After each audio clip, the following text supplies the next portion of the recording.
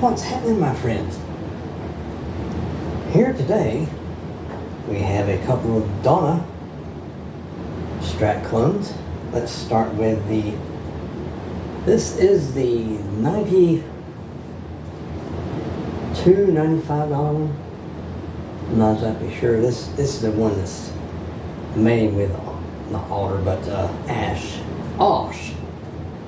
And you notice I have 5 springs on the back. For some reason this one reminds me of the Squire debut Strat. Something about it. I don't know what it is. Maybe the matte finish, possibly. I'm not positive, but I did just a little bit of work to the sides of the frets, and they are wonderful. As Paul would say in Mile House Studios, lovely dovely.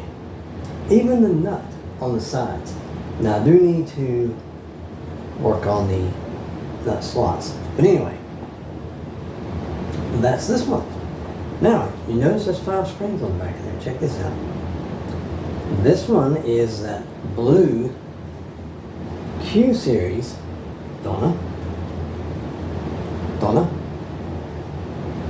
And it only has 3 springs. That's because the block was bought from a different supplier than the block on this one. It's pretty crazy, even though they're both $1. Here's a little bit of humor. What I'm going to do is I'm going to walk over here and hold this right in front of the lens, and I'm hoping you guys can read this. You can pause the film if you'd like. I'm not sure if you can read that, if it's going to focus or whatever like that, but I'll hold it like that. Maybe you can pause the video. But that's that little tag that sometimes they put them on actually the body. I like it that they put on the back of this cover here, because I don't run these covers on my guitar, my Strat style guitars. Anyway, now if I do decide to sell it, I will go into the box where I put this cover, retrieve it, and reunite it to the guitar and sell it, right? Because some people are real picky about these things. I don't care about them. I like them like this. But some people, I got a friend of mine, he used to say, I gotta have the cover on my Strat. But hey, like Ted's Guitars and Life says, you do you, right? So, I do me. Me do me. I don't like the cover on there. But you might, so I always keep the cover anyway, and I label it. Check it out. I label it. There we go. So that way I know exactly what cover goes to what guitar. But anyway, let us take a look. Well, you can't really see it too good, but I'm looking at these jack plates. The actual jack that's in here is more flush than this blue one. Now this blue one, I think I can give like $70 for it. Back late last year, I believe. I think sometime in October, no, not October, but November, December-ish. I get like 90. I got a review on this anyway. It came with the whole amp. It came with everything. So, there you go. These are still on sale for like $95, by the way, on eBay. Let's get some measurements of these 2 necks here. What do you think, shall we? Wait a minute, hit the wrong button. There we go. I wasn't hitting the on button. Okay, now, what we're going to do, 42.9 millimeters on the nut width at the nut on the, which one is this one? We'll call this Sunburst. Now I'm going to walk around this way. Well, let me get a 12th fret reading first. So I have to be walking around looking like a yo-yo. But I'm sure you guys can remember, maybe. 52.2 millimeters on the 12th fret. Okay. let's get a nut width on this one here, which is 42.0. There we go, 42.0. We're going to do the 12th fret on this one as well. It is 51.3 millimeters. Now, we're going to get a reading of the body on the back side, or the bottom side. I'm not sure exactly what you call that, the bout maybe? I don't know. 44.6 millimeters on the blue one, the Q series. Now what I'll do is I'll scooch it up like this, and I'm going to take a measurement of the upper one, which is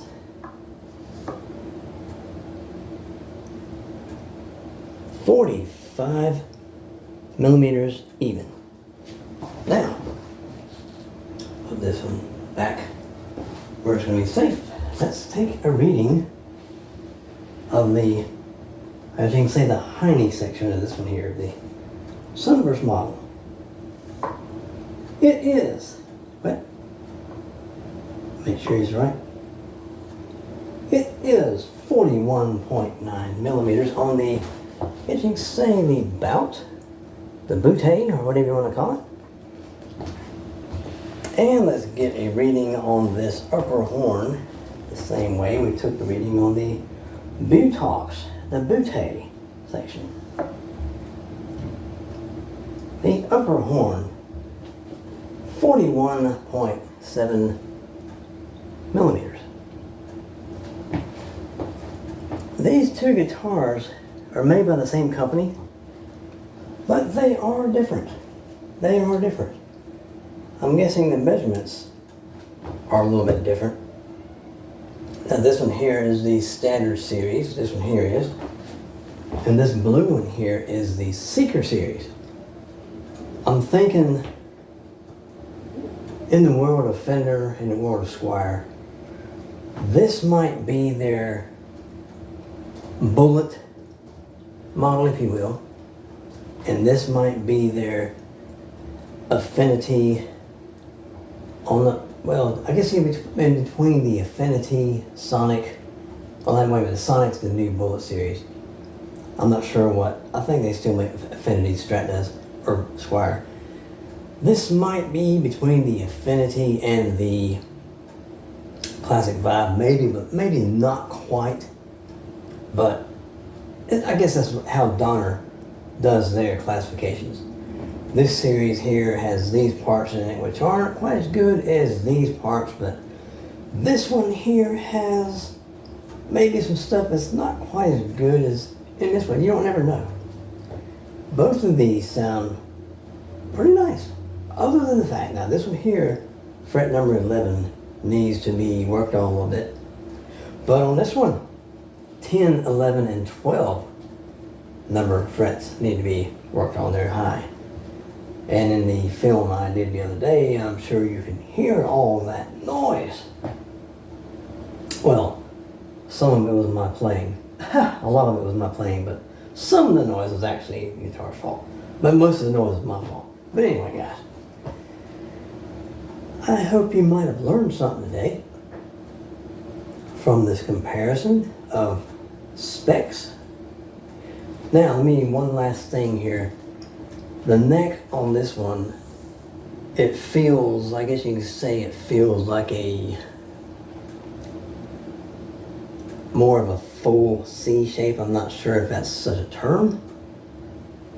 It does have a nice rolled edge of the fingerboard like that, run along where the frets are. And it feels like it's got more like a C shape as far as like when you fret it and hold it and stuff like that. Now this one here, I think there is a term called shallow C. This one here, this blue one, does not have much of a rolled edge at all, just a slight rolled edge. And this one here feels, I guess you could say, shallow C, maybe D-ish or so, but the necks on both these are different. The headstocks are the same, cut out from the same blank, I guess, you know, the template and everything. And I did do a little work on the sides of these frets here, but this nut here on this one is awesome. It feels great, it's cut great. But that one there, I had to do a little trimming on the sides. And I gotta do a little bit of trimming in the slots. But I mean, as I said, everyone says, any budget guitar, most of them, I'd say 8 out of 10 budget guitars are gonna need a little bit of setup. Well, some of them, a lot of setup, depending on what brand you get. There's one starts with a G. I'm not saying the rest of it, but now I got a G brand guitar. Glary, let's go ahead and say it, Glary. I have a Glary semi-hollow body Telecaster. And it didn't need much of nothing, but a lot of people on YouTube, oh, Glary needs so much work, it's a piece of garbage. I guess it just depends on what day of the week it's built. If it's built on a Monday or a Friday, well, I can understand why it might not be so good. But if it's built on a Tuesday, Wednesday, or Thursday, chances are you're going to get a good one. But anyway, guys, I want everyone to have a great day, great night, wherever you are.